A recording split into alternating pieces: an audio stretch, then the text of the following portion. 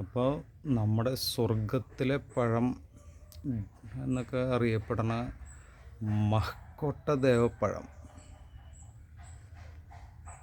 എനിക്ക് എൻ്റെ അടുത്ത ബന്ധുവിൽ നിന്ന് കിട്ടിയതാണ്. അപ്പോൾ അത് എൻ്റെ വീട്ടിലും ഉണ്ടായി തുടങ്ങി.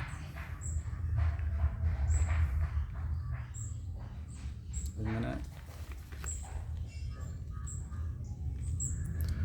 കണ്ട, ഈ പഴം ആദ്യം ഒരു പച്ച കളറിൽ വരും, പിന്നെ ഇങ്ങനൊരു കളറാവും. അത് കഴിഞ്ഞ് പഴുക്കുമ്പോൾ ഈ ഒരു കളറിലേക്ക് വരും.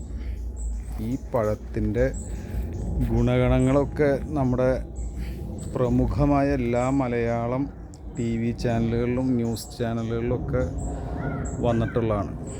അപ്പോൾ സ്വർഗത്തിലെ പഴം നമുക്കിരിക്കട്ടെ. ഇതിൻ്റെ തൈകളൊക്കെ വളരെ അപൂർവമായിട്ടൊന്നല്ല, തൈകൾ എൻ്റെ കയ്യിലുണ്ട്. ഇത് അപൂർവം എന്നല്ല പറയേണ്ടത്. തൈകൾ അത്രയും വിശ്വാസത്തോടു കൂടി സ്വർഗത്തിലെ പഴം പോലെ ഇതിനെ കാത്തു പരിപാലിക്കാൻ താല്പര്യമുള്ളവർക്ക് വേണ്ടി കൊടുക്കും. മനസ്സിലായോ? നമ്മുടെ മഹ്കോട്ട തേവയല്ല, മഹ്കോട്ട ദേവപ്പഴം.